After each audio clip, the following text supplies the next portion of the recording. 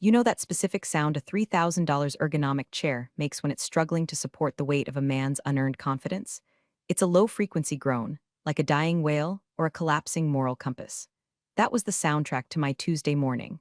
I was sitting in the Innovation Aquarium, a glass-walled conference room that smelled of ozone and dry erase marker fumes, watching a man named Grant dismantle 17 years of my life with a laser pointer and a smile that looked like it was practiced in a mirror while listening to Gary Vaynerchuk podcasts.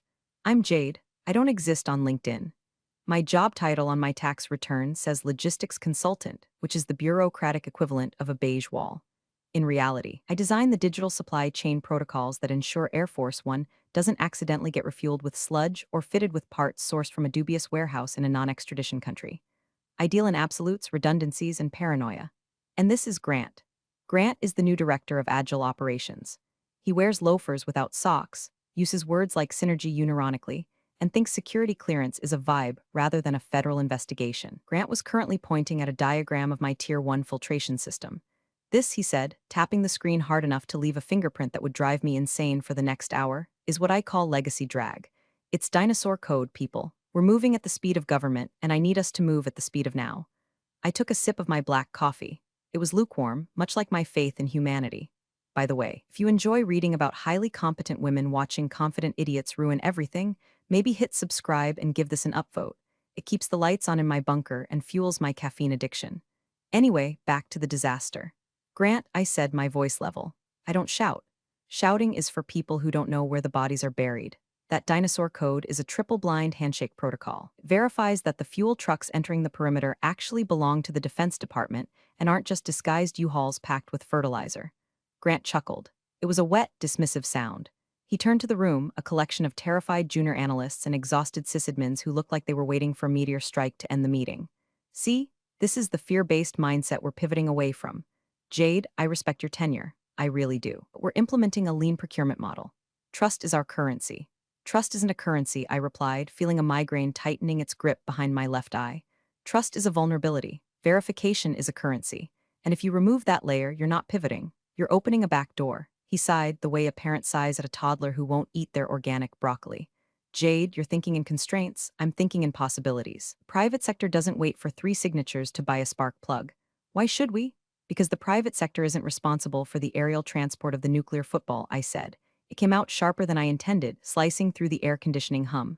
The room went silent. You could hear the hum of the server racks in the basement, 3 floors down. Grant's smile didn't falter, but his eyes went dead. That's the thing about these corporate fixers, they don't have souls. They have KPIs. He didn't care about the nuclear football. He cared that my protocols added 45 minutes to his time-to-ship metric, and that was making his dashboard look red instead of green. We're going to table the nuclear talk, Jade. It's dramatic and, frankly, a bit toxic, Grant said, smoothing his tie. It was a hideous tie, a pattern of tiny sailboats that suggested he wished he was somewhere else. I wished he was somewhere else, too, preferably the bottom of the Mariana Trench. We are going to streamline the vendor list. We're going to automate the approval gates, and we are going to do it by Friday. He looked at me, expecting me to crumble or argue or throw a stapler. That's what he was used to, emotional pushback. He wasn't used to the silence of a predator watching prey wander into a minefield. I looked at his diagram. He had drawn a big red X over the section labeled Echo Zero. It was the deployer audit trail. It was the only thing that connected the physical inventory to the encrypted military database. Without it, we were just Amazon Prime with bigger guns. Friday, I repeated, you want to migrate a classified logistics mainframe to a lean model in 4 days. Agility, Jade. Adapt or die, he said, finger gunning at me. I wanted to break his finger. Instead, I set my coffee cup down with a precise, soft clink. Understood, I lied. I'll start preparing the documentation for the transition. I wasn't preparing documentation. I was preparing a funeral. Not for me, though he didn't know that yet, but for his entire career. I realized in that moment that Grant wasn't just a nuisance. He was a systemic error. And in my line of work, you don't argue with errors. You isolate them. You sandbox them. And then you let them execute their corrupted code until they crash the system in a controlled environment. But Grant wasn't in a sandbox. He was in the main control tower, and he had just threatened to turn off the safety lights because they were too bright. As the meeting dispersed, the junior analysts shuffled past me, eyes averted. They knew. They could smell the ozone of a burning career. Lena, a sharp kid from MIT who I'd been mentoring on encryption hygiene, paused by my chair. She pretended to organize her notes. He doesn't know what Echo Zero is, does he? She whispered, her voice barely audible over the rustle of papers. No, I whispered back, staring at the whiteboard where Grant had written disrupt in all caps. He thinks it's just a delay timer. Are you going to tell him? I looked at Lena. She was young.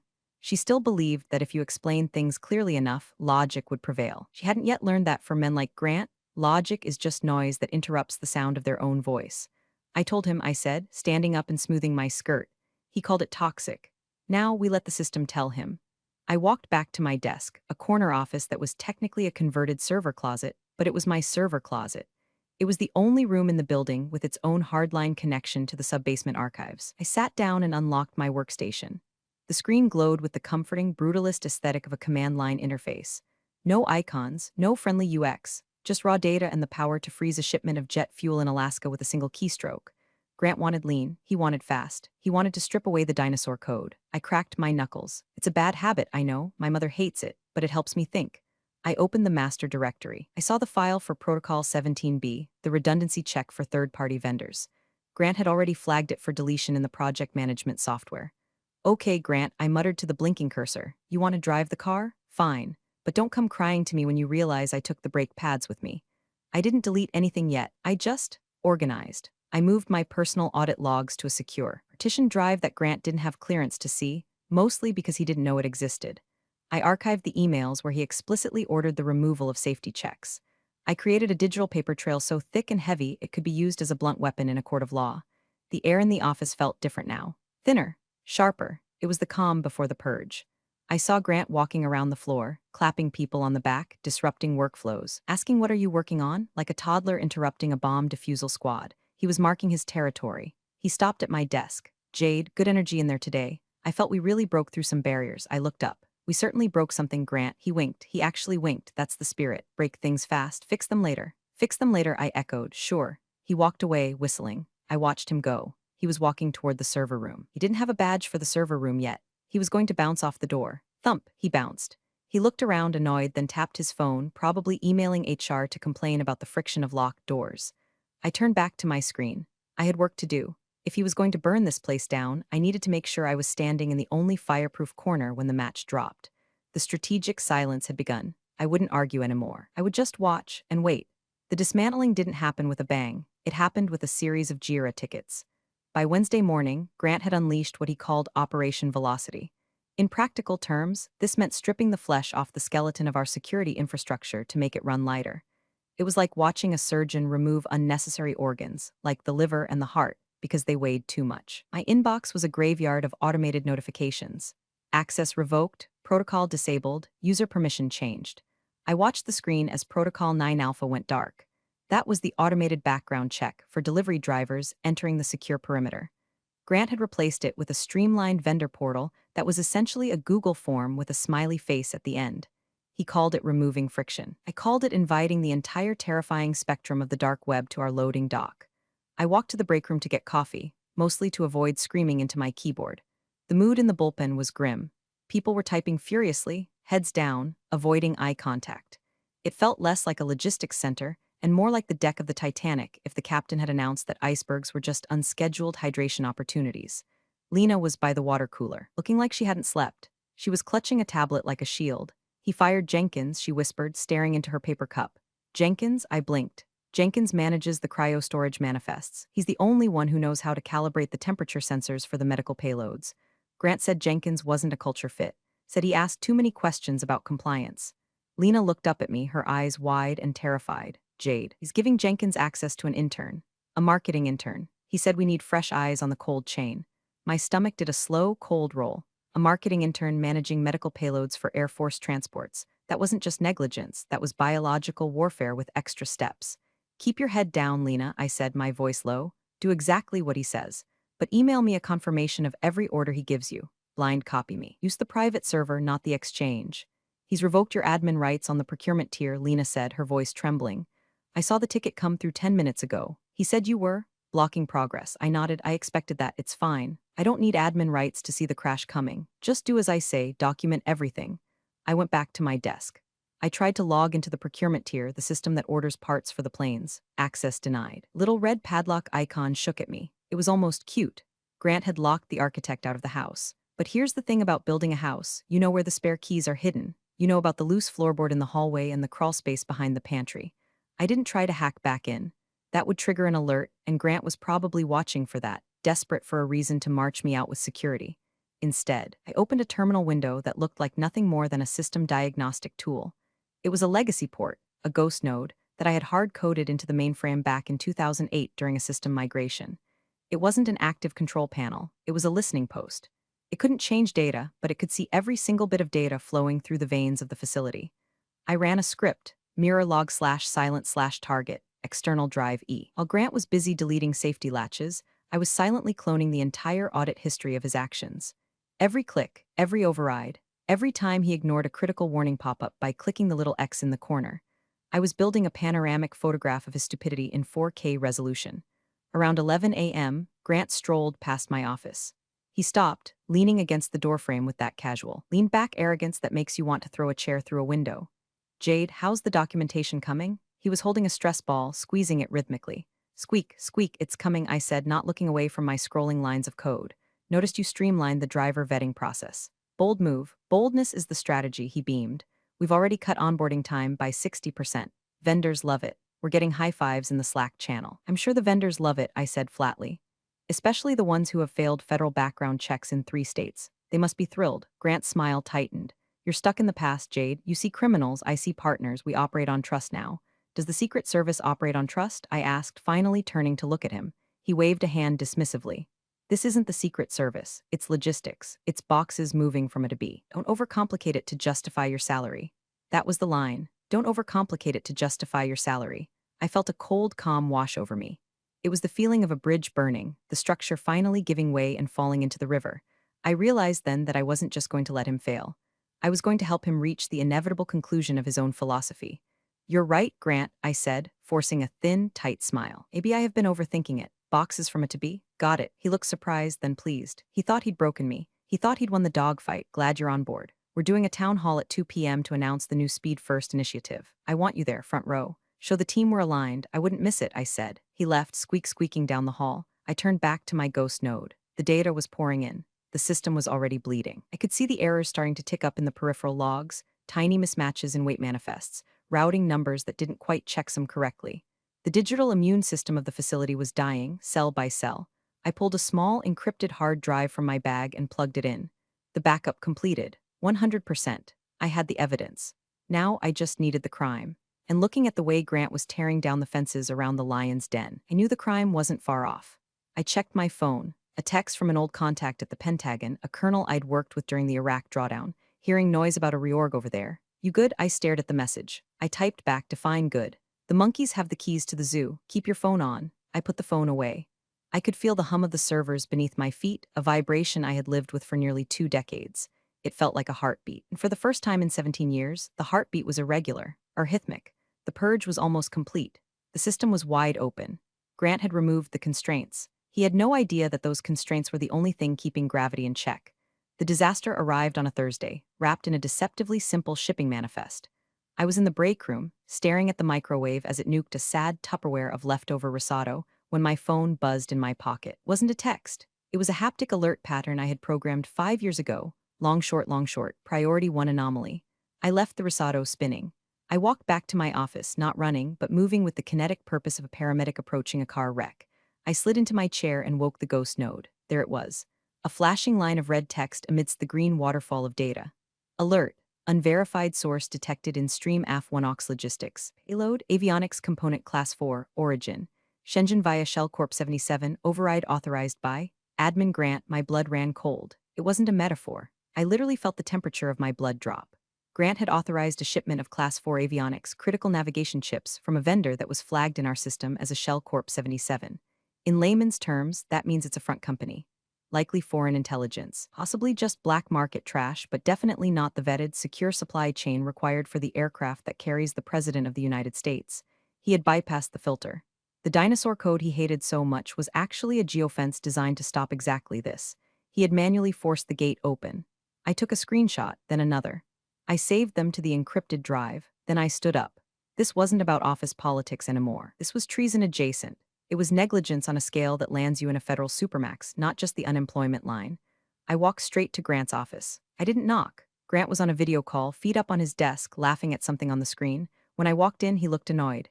He held up a finger, signaling me to wait. I didn't wait. I walked over to his desk and tapped end call on his monitor. Hey, he dropped his feet to the floor, face flushing red. I was on with the VP of operations. What the hell is your problem, Jade? My problem, I said, my voice quiet and deadly terrifying, is that you just authorized a shipment of navigation chips from a blacklisted supplier in Shenzhen directly into the Air Force One maintenance queue. Grant rolled his eyes so hard I thought they'd detach. Oh my God, Jade, are we doing this again? I approved a component sourcing request. Vendor offered a 40% cost reduction and guaranteed 2-day delivery. That's called efficiency. That's called a national security breach, I said, leaning over his desk, my palms flat on the fake mahogany. That vendor is flagged for a reason. Their hardware is known to contain backdoor surveillance firmware. You are literally inviting a foreign power to listen in on the president's navigation data. You're paranoid, he spat, standing up to try and match my height. He failed. You see spies in every circuit board. I vetted them. They have a website. They have a 5-star rating on the vendor portal I built. A 5-star rating, I repeated, incredulous. You're basing national security on a Yelp review? I'm basing it on speed, Jade, something you clearly don't understand. He was shouting now, his neck veins bulging against his collar. I am the director. I authorized the override. It is done. The shipment is already en route. Recall it, I said. Cancel the order. Flag the shipment for quarantine. Do it now, Grant. No, he said, crossing his arms. I'm not going to look like an indecisive idiot in front of the VP because you have a boogaman fetish. The shipment proceeds. And frankly, Jade, your attitude is becoming a major blocker to our velocity. I stared at him. I really looked at him. I saw the fear behind the arrogance. He knew deep down that he didn't know what he was doing. But his ego was steering the bus, and he'd rather drive off a cliff than ask for directions. Grant, I said, and my voice changed. The anger evaporated, replaced by a cold, formal detachment. This was the moment I stopped being his employee and started being a witness for the prosecution. I need you to state for the record that you are consciously overriding the trace flag on stream AF1AUX despite a direct warning from the senior security engineer regarding the origin of these components. He scoffed. Don't lawyer me, Jade. Yes, I authorize it. I am overriding your outdated paranoid filter. Consider this a direct order to stand down. Is that a formal instruction? Yes, stand down. In fact, he paused, a cruel glint in his eye. Maybe you need some time to think about whether you fit in this new organization. Maybe your role is being, what's the word? Sunsetted. I stood up straight. I adjusted my blazer. Understood, I said. You're sunsetting the security protocols, and you're overriding the safety filters for the presidential fleet. I'm modernizing logistics, he corrected. Now get out of my office. I turned and walked out. I didn't go back to my desk to cry. I didn't go to HR to complain. I went to the server room door. My badge still worked for now. I walked into the cold, humming aisle of the data center. I found the specific rack that handled the physical logging of system alerts. I wasn't there to sabotage. I was there to ensure the black box was recording. I checked the status lights. Green, recording. Grant had just signed his name to a disaster. He thought he was moving fast and breaking things. He didn't realize that the thing he had just broken was the only thing standing between him and a military tribunal. I walked back to my desk. I felt light, weightless. The responsibility was gone. I had warned him. I had documented the warning. I had confirmed his refusal. The line had been crossed. Now, all I had to do was step out of the blast radius. Resignation letters are usually drafted with a mix of regret and diplomacy. Mine was drafted with the precision of a sniper adjusting for windage. 2. Grant, Director of Agile Operations, HR Department. From Jade Rivera subject. Immediate resignation/transfer of authority effective immediately. I am resigning from my position as Senior Security Protocol Engineer. Per your verbal instruction at 11:42 a.m. today, I am standing down and ceasing all oversight of the logistics streams. All liability for system overrides authorized by the director now resides solely with the director's office. I didn't add sincerely. I didn't add best wishes. I hit send. The sound of the email swooshing away was better than any symphony I'd ever heard.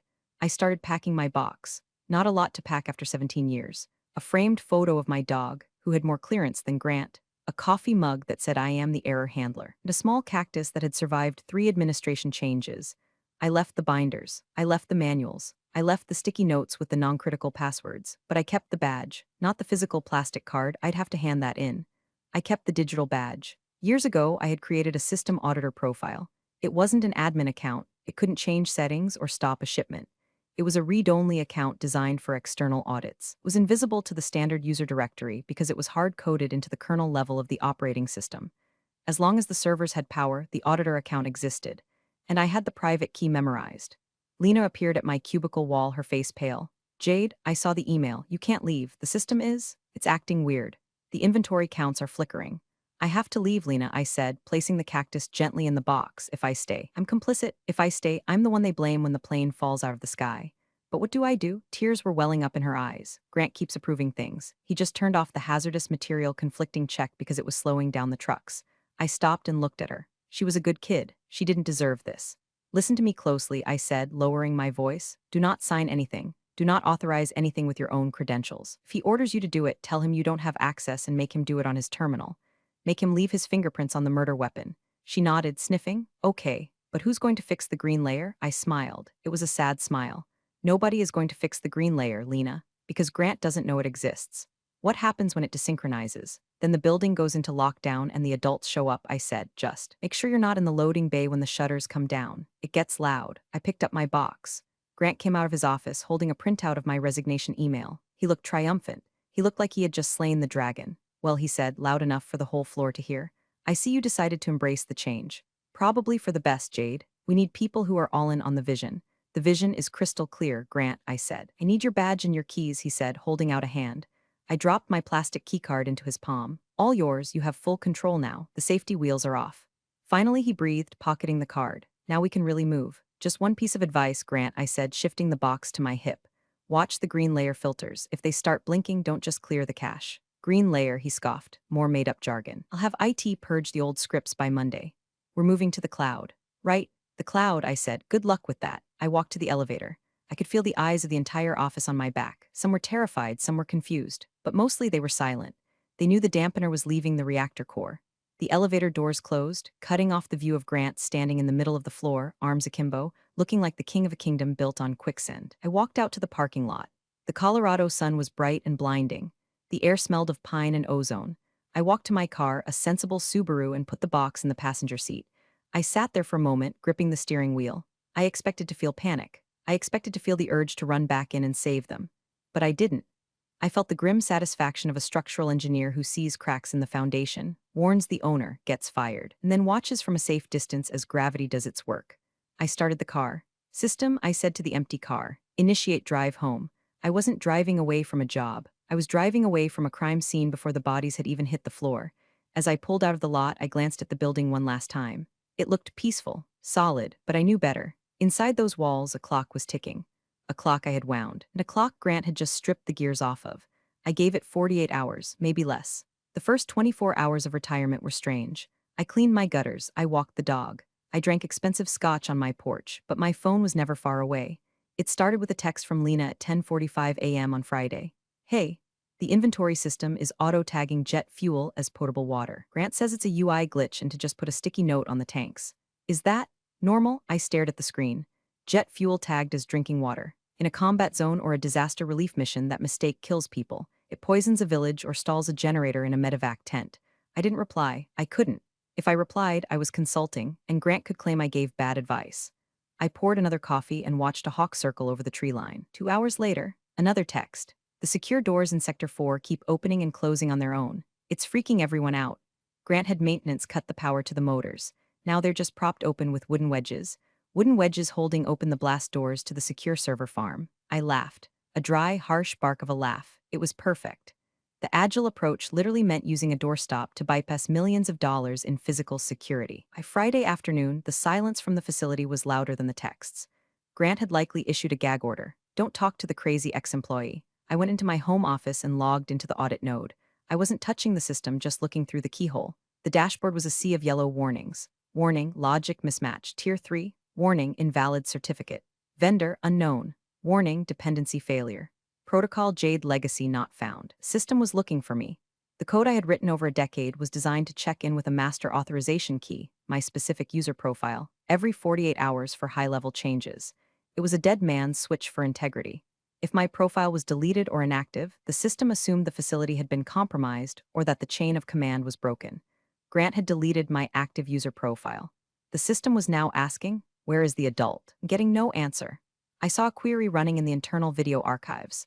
Someone was searching for Jade Rivera training and green layer explanation. It was Lena. She was digging. She found an old video from 2014. I could see the playback log. In the video, I was younger, less tired, explaining the green layer logic to a room of generals. The green layer, Video Jade said, is the silent arbiter. It sits between the civilian supply chain and the military execution. It doesn't care about cost. It doesn't care about speed. It only cares about provenance. If a part cannot be traced back to the mine where the metal was dug, the green layer rejects it. If you try to force it, the green layer assumes a hostile takeover and initiates a defensive lockdown. I watched the log as the video ended. Then, a new log entry appeared. Action: disable green layer script user. Admin Grant, he was trying to kill the ghost. Lena must have showed him the video, or he found it, and his reaction wasn't, "Oh, I should be careful." It was, "Delete the thing that says no." He entered the command to delete the script. But here's the thing about the green layer. You can't delete it from the user interface. It's kernel level. When you try to delete it, it interprets that action as a specific type of threat: insider sabotage. Warnings on my screen changed from yellow to orange. Threat detected, unauthorized system deletion attempt. Status monitoring. Escalation timer started. Grant had just poked the bear. He didn't know the bear was awake. He thought he was just clearing out old files to make his dashboard look cleaner. My phone buzzed again. Lena. He tried to delete the green layer files. The screens flashed orange for a second. He's laughing about it, says he purged the ghosts. Jade. I'm scared. The air conditioning just stopped in the server room. The AC stopping wasn't a glitch. It was the first stage of the lockdown protocol. The system was sealing the environment to prevent thermal spread in case the sabotage involved fire. I finally typed a reply. Go home, Lena. Tell them you're sick. Leave the building. Now. I watched the ... of her typing. Then it stopped. 10 minutes later, I saw her badge swipe at the exit turnstile. Lena M. exit 16? 15. Good, she was safe.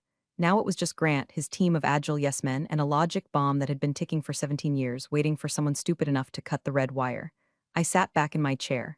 The sun was setting, casting long shadows across my desk. The orange warning light on my remote screen pulsed rhythmically. It matched my heartbeat. The internal fracture was complete. The structure was compromised. Now came the collapse. Saturday morning was quiet, too quiet. The kind of silence that precedes a tornado. I woke up early, made coffee, and immediately checked the audit node. The orange warnings had settled into a steady, low-level burn, like embers in a wall. The system was holding its breath, waiting for the next violation to confirm its suspicions. Grant, in his infinite wisdom, decided that Saturday was the perfect day to clear the backlog of blocked shipments. He wanted to start Monday with a clean slate. He wanted to show the VP that his speed-first initiative had eliminated the queue. At 09:00 a.m., the logs showed activity. Grant was logging in from home, of course, bypassing the secure VPN, of course, and batch-approving held items.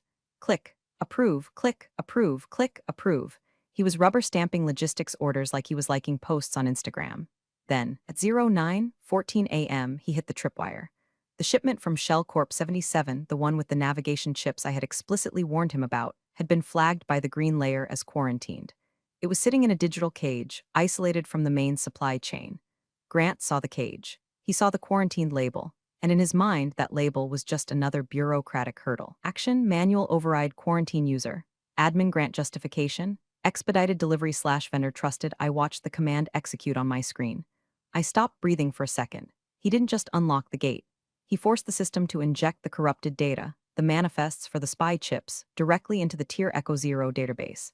This is the database that Air Force One's maintenance crews used to verify parts. If those chips got installed, the plane wouldn't just be compromised, it would be a flying listening post for a foreign adversary. The system reacted instantly. The diagnostic text on my screen vanished. The scrolling green and orange lines disappeared. The screen went black. Then a single line of text appeared, blinking in stark white. Protocol violation confirmed. Tier Echo 0 breach. Source: internal admin. Response: DEFCON logistics automation. Awaiting timeout. System wasn't whispering anymore. It was racking a shotgun slide. My phone buzzed. It was an automated alert from the facility's main server, one that Grant couldn't disable because he didn't know the IP address. Subject: green layer is glitching. Help? It wasn't the system. It was Lena, emailing me from her personal account at home. She must have still been getting notifications on her phone. Jade, I'm getting alerts that the main warehouse robots have stopped moving. The inventory screens are all showing a countdown. It says 15:00. What happens at 3 p.m.? I looked at the clock. It was 9:30 a.m. The system had initiated a grace period. It was giving the authorized users 6 hours to reverse the command, to enter a rigorous cryptographic key that proved they were sane, sober, and authorized. Grant didn't have that key. I had that key. And I was sitting on my porch watching a hummingbird. I didn't reply to Lena. I deleted the email. It was cleaner that way. I went back to the audit node. I could see Grant's activity log. He was frantically clicking now. Command: reset system denied command. Clear alerts denied command. Pseudo force unlock access violation. He was realizing that the steering wheel had disconnected from the tires. He was spinning it wildly, but the car was driving itself now. I imagined him in his home office, probably spilling his kale smoothie. He would be calling IT support, but IT support couldn't help him. The green layer wasn't an IT issue, it was a military doctrine encoded in C++. The countdown ticked on. 10 o'clock a.m., 12 o'clock p.m., 2 o'clock p.m. At 2:45 p.m., I poured a glass of water. I sat down in front of my screens. I pulled up the external camera feeds for the facility parking lot. I hacked into them years ago for security monitoring.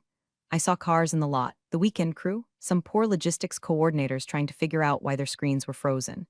At 2:55 p.m., the audit node displayed a new message. Grace period expired. No valid key detected, assuming hostile takeover. Executing lockdown. The whispers were over. The scream was about to start. At 3 o'clock p.m. exactly, the facility ceased to be a corporate logistics center and remembered what it was built to be, a fortress. On my screen, the timestamp hit 15:00:00. Instantaneously, the green layer executed its final logic block, conditional lockdown, breach level 3. I switched the feed to the interior cameras, the ones in the main hallway and the server room. There was no audio, but the visual was chaotic poetry. First, the lights. The standard fluorescent overheads cut out instantly. The building plunged into darkness for exactly 2 seconds. Then the emergency lighting kicked in. Not the soft white safety lights you see in office buildings. These were deep, throbbing red strobes designed to disorient intruders and signal catastrophic failure. Flash, dark, flash, dark. In the hallway, I saw employees freeze. They looked up, confused. Then the blast shutters descended. These weren't flimsy security grates. They were 2-inch thick steel plates recessed into the ceiling, designed to isolate the facility in case of a chemical attack or a physical breach. They slammed down over the main entrance, the loading docks, and the windows. Clang. I could almost feel the vibration through the monitor. The open office concept was suddenly partitioned into steel cells. I checked the server room camera. The door, the one Grant had propped open with a wooden wedge, was the only failure point. The blast shutter tried to descend but hit the wedge. It jammed halfway, but the system was redundant. Seeing the physical seal fail, it initiated the secondary protocol, data severance. Every computer terminal in the building went black. Then, a single image appeared on every monitor, from the receptionist's iPad to the massive dashboard screen in the war room. It was the Department of Defense seal, rotating slowly.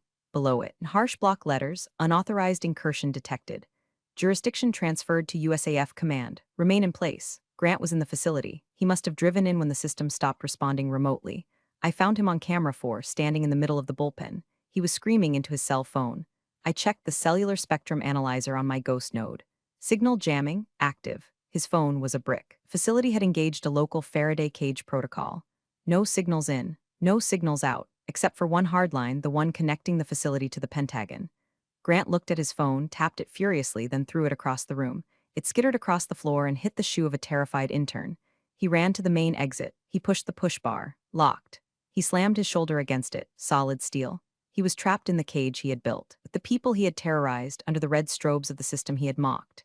I watched him panic. It wasn't the funny kind of panic. It was the primal fear of a man realizing he is no longer the predator. He was banging on the glass of the reception booth, which was also sealed, mouthing words. I could lip read enough to catch them. Open the door, I am the director. The system didn't care about his title. The system only cared about the cryptographic signature he didn't have. On my audit node, the final confirmation rolled in, perimeter secure. External notification sent, USAF Space Command/Joint Chiefs. Reason, Tier Echo 0 integrity compromised. The text turned from white to a steady, calm blue, awaiting military intervention. I sat back and took a sip of my water. My hands were shaking slightly, not from fear but from the adrenaline of the execute command. It was done. The bomb hadn't just gone off. It had successfully imploded the building's operational capacity without hurting a single person physically. Career-wise, there were casualties everywhere. I checked the external camera again. In the distance, coming up the long access road, I saw the flashing lights, not police cars, black SUVs, military police. The cavalry wasn't coming to save Grant, they were coming to arrest him. I closed the laptop lid. I didn't need to see the rest, I knew the protocol. It would breach the perimeter, secure the servers, and detain the senior officer on site. That was Grant. I walked into my kitchen and started making dinner, chopping vegetables. The rhythmic chop, chop, chop of the knife replaced the clunk, clunk, clunk of the blast doors in my head. I had salted the earth. Now, I just had to wait for the soil to be tested. I didn't witness the next part live, but I heard the recording later. It became part of the official inquest. A digital artifact passed around the secure engineer community like a bootleg concert tape. It happened inside the war room, Grant's renamed conference room, about 45 minutes after the lockdown. The military police had breached the side entrance, cutting through the maglocks with thermal torches. They swarmed the building, zip-tying everyone until identities could be verified. Grant was dragged into the conference room, sweating, tie undone, demanding to speak to whoever is in charge of this glitch. The main screen in the room, which had been displaying the spinning DoD seal, suddenly flickered. The seal vanished. In its place was a high-definition video feed. General Marcus Thorne, 4 stars, Vice Chief of Staff of the Air Force. I knew Thorne. We had shared MREs in a bunker in 2009 while debugging a satellite uplink. He was a man who smiled once a decade, usually when a hostile regime collapsed. He wasn't smiling now. Grant, still trying to muster some authority despite being flanked by 2 MPs with carbines, straightened his jacket. General, Grant stammered, "Thank God, there's been a massive malfunction. My systems are." "Be quiet," Thorne said. His voice wasn't loud. It didn't have to be. It had the weight of an aircraft carrier. The audio quality in the room was crystal clear. Grant's mouth snapped shut. "Mr. Grant," Thorne continued, reading from a file on his desk. "At 09:14 hours, your credentials were used to override a level 5 quarantine on a supply stream designated for presidential support logistics. Is this accurate?" I expedited a shipment," Grant said, his voice rising in pitch. It was a lean optimization. The vendor was vetted via our portal. "I have the metrics to prove," the vendor, Thorne interrupted, "is a known front for the Ministry of State Security. You attempted to install tracking hardware on Air Force One. Do you understand the definition of treason, Mr. Grant?" Grant went pale. "Treason? No, I'm a civilian contractor. I was just streamlining." "You bypassed the green layer," Thorne said. "Why?" "It was dinosaur code." Grant yelled, desperate now. It was blocking efficiency. "I had to remove the legacy drag." Thorne stared at him for a long, uncomfortable silence. "That dinosaur code was written by the lead architect of our secure logistics integration, Jade Rivera." Grant blinked. "Jade? She's just a paranoid obstructionist. I fired her." "You removed the only qualified engineer with the clearance to manage the Echo Zero tier," Thorne said. "And in doing so, you triggered a dormant defense protocol designed to prevent exactly this kind of incompetence." Thorne leaned into the camera. "Who authorized you to override the protocols of a national security asset?" The mandate was agility," Grant whispered. "The mandate," Thorne said, "was security. You have failed." Thorne looked away from the camera, addressing someone off-screen. "Take him into custody. Secure the facility. Initiate a full forensic audit." "Wait," Grant screamed as the MPs grabbed his arms. "I can fix it. I just need to reboot the server. You will not touch a keyboard again as long as you live," Thorne said. Then the general looked back at the camera. He seemed to be looking through the lens, through the fiber optics, straight into the ether where he knew I was listening. "Get me Rivera," he said. The screen went black. Back at my house, my phone rang. It wasn't the haptic alert. It was a standard ringtone. "Caller ID unknown." I picked up. "This is Jade." "Jade," a colonel's voice said. "General Thorne sends his regards. We have a situation at the facility." I said. "Stirring my pasta sauce. Sounds like a glitch." "It's not a glitch and you know it. The system is locked down hard. We can't get into the mainframe. The encryption keys rotated when the lockdown hit." "Sounds like the green layer doing its job," I said. "Jade," the colonel sighed. "Grant is in cuffs. The contract with his firm is terminated effective immediately. We need the facility back online. The president has a schedule." "That sounds like a complex problem, Colonel." "What do you want, Jade?" I paused. I looked at my kitchen, at the peace and quiet I had fought for. "I want a new contract," I said, "direct with the DoD. No civilian middlemen, no directors of agility. I report to the Pentagon and I run the protocols my way. And I want it in writing, signed by Thorne before I even put my shoes on." There was a pause on the other end. "Done," the colonel said. "A car is on its way to you." "Tell them to wait," I said. "I'm eating dinner." I hung up. I sat down at my table and ate my pasta. It was perfectly cooked, al dente, just the way I like it. I returned to the facility on Tuesday. I took Monday off because, frankly, I could. I didn't drive my Subaru. I arrived in the back of a government sedan, escorted by 2 very polite officers who opened the door for me. The parking lot was different. The Agile Operations banner that Grant had hung over the entrance was gone, replaced by the standard U.S. Air Force logistics flag. The vibe wasn't startup energy anymore, it was solemn duty. I walked into the lobby. The receptionist, a terrified young woman named Sarah, looked up. When she saw me, her shoulders visibly dropped 3 inches. Relief. "Welcome back, Miss Rivera," she whispered. I nodded. "Good morning, Sarah." I walked through the bullpen. The open plan office was quiet. No music, no Nerf guns. Just the sound of typing and serious conversations. The collaboration pods were being dismantled by maintenance crews. Grant's office, the glass fishbowl, was empty. His ergonomic chair was gone. His whiteboard, which had said disrupt, was wiped clean. It was just a glass box now. I didn't go in there. I didn't want his office. I walked to my server closet. My cactus was still in the box on my desk where I had left it, but someone, Lena, probably had watered it. Lena was waiting for me. She looked like she had aged 5 years and 3 days. "Jade," she said, standing up, "Is it over?" "The disruption is over," I said, putting my bag down. "How's the team shaken?" she said. "HR is doing interviews. The FBI seized Grant's laptop. They found a lot of overrides. I imagine they did." The colonel walked in. He was a tall man with a haircut you could set a watch to. Miss Rivera, he said. The general is waiting for the all-clear signal. I need access to the console, I said. He nodded and handed me a new badge. It didn't say consultant, it said Director of Protocol Ops Clearance, Yankee White. I took the badge. It felt heavy. I walked to the main terminal in the center of the room. The screen still showed the blue awaiting military intervention status. I typed in my credentials. User, Jade R password. The system hesitated for a millisecond, checking the biometrics of my typing cadence. It recognized the dinosaur. Welcome back, architect. Restore from backup? Y/NI typed Y. The red lights in the ceiling stopped flashing. The blast shutters groaned and began to lift, letting the Colorado sunlight flood back into the room. The air conditioning hummed to life, changing from the emergency cycle to the standard cooling flow. The screens around the room flickered and returned to their familiar green dashboards. Green Layer was back online, silent and invisible, wrapping its protective arms around the supply chain. We are green across the board, I said to the colonel. Good work, Director, he said. Try to keep the drama to a minimum this time. As long as the chain of command stays vertical, there won't be any drama, I replied. He walked away. I sat in my chair, my old, comfortable, non-ergonomic chair. I looked at the code scrolling on my screen. It was complex, dense, and redundant. It was slow. It was safe. Grant was gone, likely facing a federal judge who didn't care about his velocity. His career was a crater. His reputation was ash. I had won. But as I looked around the room, at the scared faces of the analysts, at the empty glass office, I didn't feel happy. I felt necessary. I was the wall, and walls don't have feelings, they just hold the roof up. I pulled up a new terminal window. Update protocol, no civilian override. Set permission, Jade only. I hit enter. System, I whispered, lock the gate. Click, we were safe again, and this time I had the only key. Real power doesn't announce itself. It simply exists, waiting for incompetence to expose itself. Jade knew her robust protocols would speak volumes when Grant's arrogance triggered the inevitable shutdown. True authority isn't about titles, but the quiet, undeniable strength of expertise that demands respect. Appreciate you all for sticking through this one. See you in the next story.